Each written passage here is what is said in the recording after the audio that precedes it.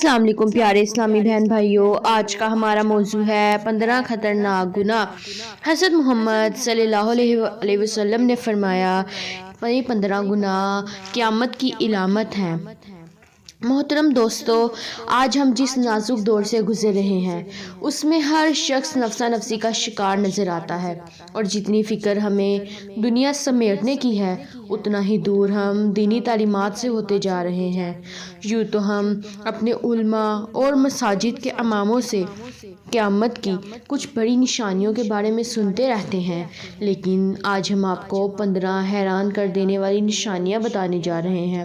حضور اکرم صلی اللہ علیہ وآلہ وسلم نے ارشاد فرمایا کہ میری امت 15 قسم کی برائیوں کا ارتکاب کرے گی، جو آج کے دور میں ہمارے معاشرے میں ہی نہیں بلکہ ہمارے گھروں میں ہو رہی ہیں۔ ان کو سن کر آپ خود کہیں گے کہ یہ سب حرف بحرف ہمارے گھروں میں آج ہو رہا ہے۔ اور ان برائیوں کے متعلق یہاں تک ارشاد فرمایا کہ اگر یہ برائیاں ہونے لگ جائیں تو اللہ تعالیٰ ہواؤں کو پاگل اور زمینوں کو سرکش بنا دیتا ہے۔ ان نشانیوں کو جان کر ہم ان سے خود بھی بچ سکیں اور اپنے گھر والوں کو بھی بچا سکیں۔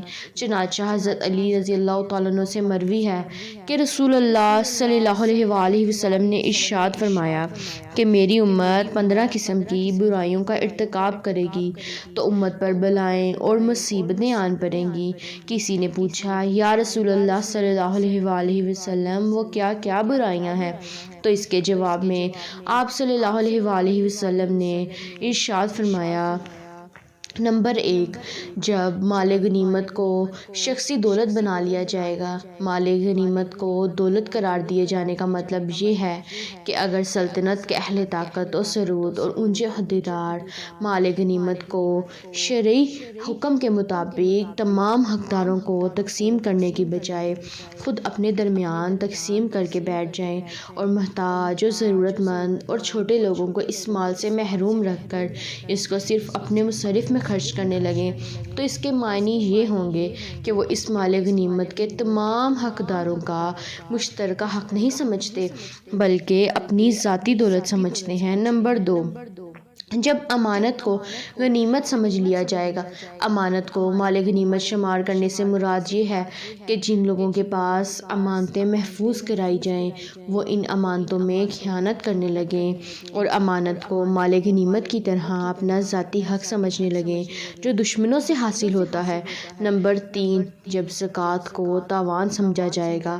زکوٰۃ کو تاوان سمجھنے کا مطلب یہ ہے کہ زکوٰۃ کا ادا کرنا لوگوں پر اس طرح شاق اور بھاری گزرنے لگے کہ گویا ان سے ان کا مال زبردستی چھینا جا رہا ہے، اور جیسے کوئی شخص تاوان اور جرمانہ ادا کرتے وقت سخت تنگی اور بوجھ محسوس کرتا ہے۔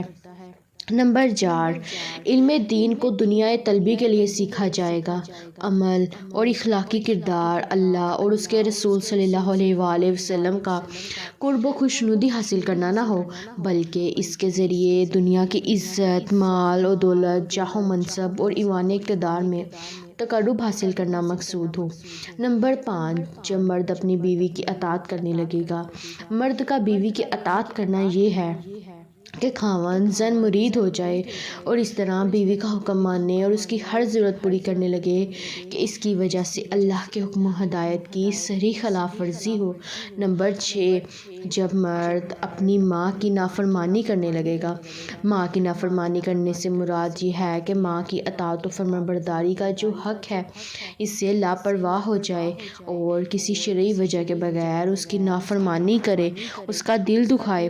واضح رہے کہ یہاں صرف ماں کی تخصیص اس اعتبار سے ہے کہ اولاد کے لیے چونکہ باپ کی بنسبت ماں زیادہ مشقت اور تکلیف برداشت کرتی ہے اس لیے وہ اولاد پر باپ سے زیادہ حق رکھتی ہے۔ نمبر 7، آدمی اپنے دوست کے ساتھ نیک سلوک کرے گا اور اپنے باپ کے ساتھ سختی اور بد اخلاقی سے پیش آئے گا۔ دوستوں کے قریب اور باپ کو دور کرنے کا مطلب یہ ہے کہ اپنا وقت باپ کی خدمت میں حاضر رہنے، اس کے ساتھ اٹھنے بیٹھنے اور اس کی دیکھ بھال میں صرف کرنے کے بجائے دوستوں کے ساتھ مجلس بازی کرنے اور ان کے ساتھ گپ شپ اور سیر و تفریح کرنے میں صرف کرے، اور اپنے معمولات و حرکات سے ایسا ظاہر کرے کہ اس کو باپ سے زیادہ دوستوں کے ساتھ تعلق و مونست ہے۔ نمبر 8، مسجد میں شور و غل ہونے لگے گا۔ مسجد میں شور غل کرنے سے مراد ہے کہ مسجد میں زور زور سے باتیں کی جائیں، چیخ و پکار کے ذریعے مسجد کے سکون میں خلل ڈالا جائے اور اس کے ادب و احترام سے لاپرواہی کی جائے۔ نمبر 9، جب قبیلے کا سردار ان کا بدترین شخص بن جائے گا۔ کسی قوم و جماعت کا سردار اس قوم کے فاسق ہونے سے مراد یہ ہے کہ قیادت و سیادت اگر ایسے لوگوں کے سپرد ہونے لگے جو بد کردار، بد کماش اور بے ایمان ہوں تو یہ بات پوری جماعت اور پوری قوم کے تباہی کی علامت بن جائے ہوگی۔ نمبر 10، جب قوم کا سربراہ ذلیل ترین شخص ہوگا، یعنی اگر کسی قوم و جماعت کے ذمہ ان لوگوں کو قرار دیا جانے لگے جو اپنی قوم و جماعت کے کمینہ، صفت، بد کردار اور رذیل ترین ہوں تو سمجھ لینا چاہیے کہ اس قوم و جماعت کی تباہی کے پیچھے دن آ گئے ہیں۔ نمبر 11، جب آدمی کا اعزاز و اکرام اس کے شر سے بچنے کے لیے کیا جائے گا۔ آدمی کی تعظیم اس کے فتنوں اور شر کے ڈر سے کی جانے کا مطلب یہ ہے کہ کسی شخص کی تعظیم و احترام کا معیار اس کی ذاتی فضیلت و عظمت نہ ہو بلکہ اس کی برائی اور اس کے شر کا خوف ہو، یعنی کسی شخص کی اس لیے تعظیم کی جائے کہ وہ دوسروں کو نقصان پہنچانے یا ستانے کی طاقت رکھتا ہے، جیسے کسی فاسق و بدکماش کو اقتدار و غلبہ حاصل ہو جائے اور لوگ اس کی عزت اور اس کی تعظیم کرنے پر مجبور ہو جائیں۔ نمبر 12، لوگ کثرت سے شراب پینے لگیں گے۔ نمبر 13، مرد بھی ریشم کے کپڑے پہننے لگیں گے۔ اب آج کے حالات آپ کے سامنے ہی ہیں، ریشم تو دور کی بات، اب مرد عورتوں کے فیشن اور عورتیں مردوں کے فیشن اپنا رہے ہیں۔ نمبر 14، ناچنے گانے والی عورتوں اور گانے بجانے کی چیزوں کو اپنا لیا جائے گا۔ گانے والیوں سے مراد گلوکارائیں اور رقاصائیں وغیرہ ہیں۔ اس طرح باجوں سے مراد ہر قسم کے ساز و باجے اور گانے بجانے کے آلات ہیں جن کو شرعی اصطلاح میں مزامیر کہا جاتا ہے، جیسے ڈھولک، ہارمونیم، طبلہ، سارنگی اور شہنائی وغیرہ۔ نمبر 15، اس امت کے پچھلے لوگ اگلوں پر لعنت بھیجیں گے، تو پھر سرخ آندھیوں اور زلزلوں، زمین میں دھنس جانے، شکل بگڑ جانے اور پتھروں کے برسنے کا انتظار کرو اور ان نشانیوں کا انتظار کرو جو یکے بعد دیگرے اس طرح آئیں گی جیسے کسی ہار کی لڑی ٹوٹ جانے سے اس کے دانے یکے بعد دیگرے بکھرتے چلے جاتے ہیں۔ ناظرین کرام، آج ہمارے اعمال اور ہماری حکومتوں کا طرز عمل آپ سب کے سامنے ہے۔ پاکستان میں گزشتہ 2 دہائیوں سے زلزلوں کی کثرت ہے۔ جہاں زلزلوں نے زمین کو چیر کر رکھ دیا، ان زلزلوں کے بارے میں سائنسی ماہرین کا نقطہ نظر اپنی جگہ، مگر دین اسلام کی روشنی میں زلزلوں کی کثرت احکام الہی سے روگردانی اور نافرمانی کے سبب ہے۔